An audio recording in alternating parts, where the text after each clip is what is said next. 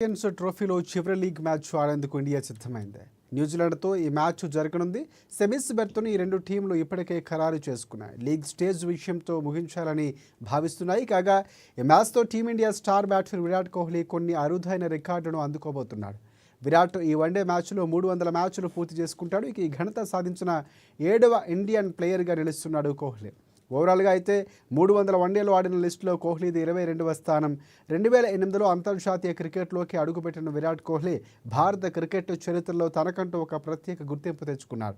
Run మిషన్గా పేరు సంపాదించుకొని ఎన్నో అద్భుతమైన రికార్డులను లెక్కించుకున్నాడు కోహ్లీ.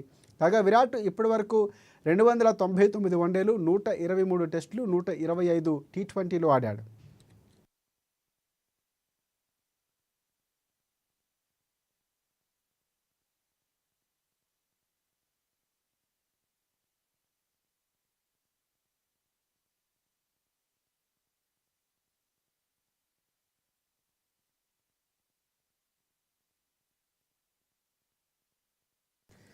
ఇక వన్డేల్లో అత్యధిక పరుగులు చేసిన జాబితాలో కోహ్లీ 3వ స్థానంలో ఉన్నాడు. విరాట్ మరొక 149 పరుగులు చేస్తే కుమార్ సంగర్కర్ను అధిగమిస్తాడు.